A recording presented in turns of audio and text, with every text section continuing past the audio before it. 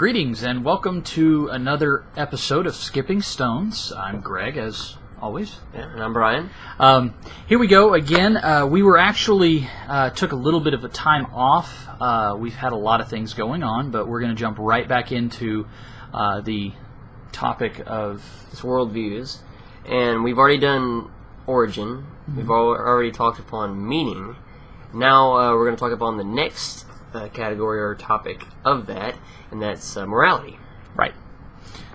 So basically, what is morality to you, Greg? What exactly does it mean? What sort of stipulations or would you put on morality? The stipulations that personally I would put on morality is a moral value, and I know that's kind of using the word in the sentence itself, but like a code of ethics, a certain level that you're going to maintain either as a status quo or what's acceptable. Yeah. All right, so basically you're saying that, to kind of break down what morals are. Morals are what ought to be, basically. So would you give it some sort of like prescription or whatever? Do you think that, some people tend to think that morals and mores, M-O-R-E-S, are the same thing, but actually they're not. I mean, with morals, you have this feeling of obligation. You have this idea of, something is wrong. There's something contrary to how it's supposed to be, and you provide like a law or something. There's some sort of prescription to it. So for morals, we have a prescription. We call it a law, or there's some sort of standard. With mores, that's actually more of a description of what is. It's how you describe what is taking place. So it's a description, not a prescription. For instance, mores is how you would describe society. What the group of people are doing. Essentially, you describe it as the life or the behavior. Yeah. One of the things about morals, you'd mentioned that it's a prescription. Basically, it's kind of the warning sign before the sign itself. I know it's kind of like, hey, there's going to be a stoplight up ahead. They're there to give you a baseline of where you should go, and what you should expect, how you should treat each other. That has an effect on your morals as well as the morals of the other individual and how they're going to treat you. Well, the next point here that next thing I would like to interject on and kind of bring up is I think that everyone can agree that morals are kind of some sort of prescription. Where it actually, differs here is, are they subjective or objective? Some would say they're subjective, and they'll say, well, whenever talking about morals, it's the group of people in society that decide on what they should be. Or is there some sort of objective truth? Is there some sort of absolute that these morals are based upon, that people, they get some sort of law, some sort of absolute law, they then develop morals, a moral code or moral ethics, as you said, based upon this law, and then they prescribe it to society? Or is it the other way, subjective, where a group of people get together, they say, well, this is wrong, this is right, they make laws, and then they say this is how society should be?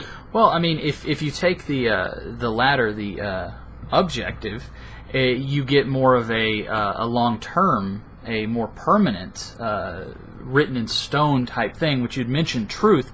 In our podcast, we mention truth a lot because we really want to nail home the fact that truth is not relative. I mean, it's very concrete. It's a fact.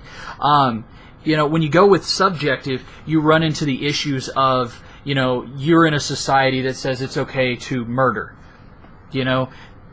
Is that truly okay? I mean, you've got to weigh the risks, the pros and the cons, and there's a lot more to it versus the objective, where it is what it is, it's solid, whether society accepts it or not. So essentially you're saying that morality itself should be based upon some sort of concrete thing. It should not be based upon the whims and the perceptions of man. Yeah, because let's face it, man is fallible, and we're friends today. Tomorrow we're not friends. The day after that we're friends. So when you get the idea of let's get a group together. I mean, you have so many different groups. You have the Republicans, you have the Democrats, you have the Communists, you have the Socialists, you have the Tea Party, you have the Occupy Wall Street. You got all these different people. So, with all these different groups, each one coming up with their own laws and their own guidelines and levels of morality.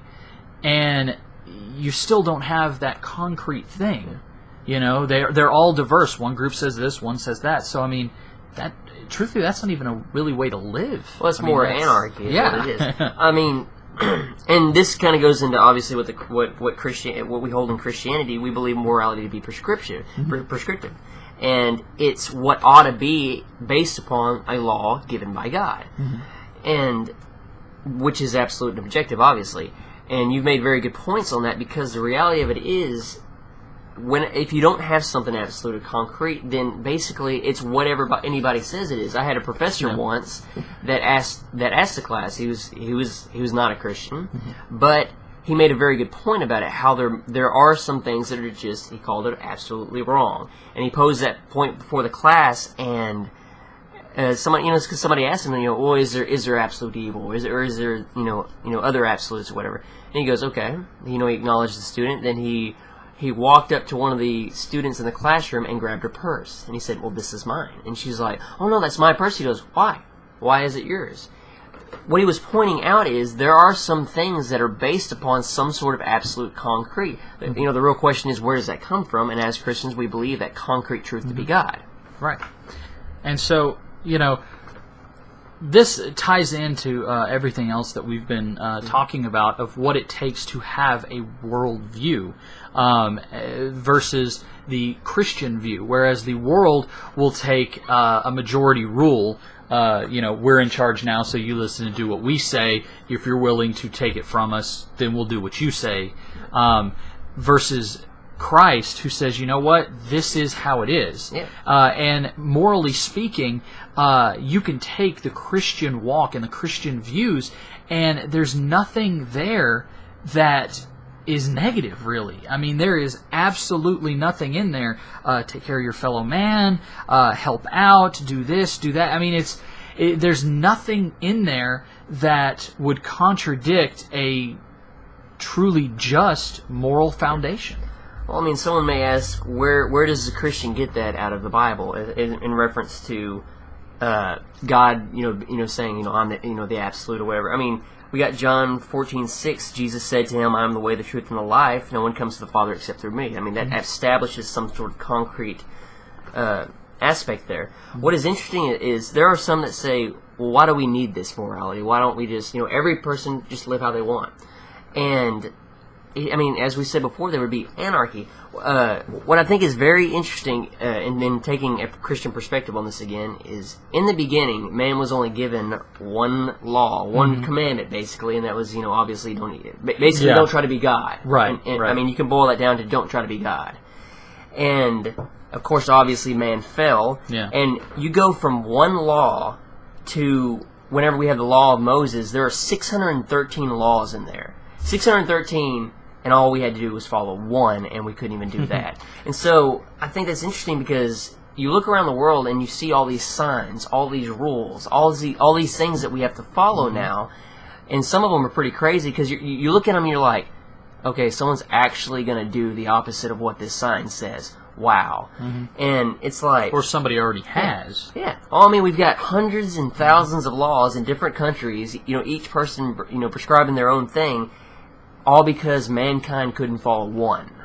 I mean, that's really sad, actually. Yeah. So 613 laws. Just some other interesting theological things that I've found that's noted in the Scripture is you got 613. In Psalm 15, David actually reduced that number to 11, and then Micah reduced it to 3 in Micah 6:8. And this is what it says. He said, "He has told you, O man, what is good, and what does the Lord require of you, but do justice, to love kindness, and to walk humbly with your God."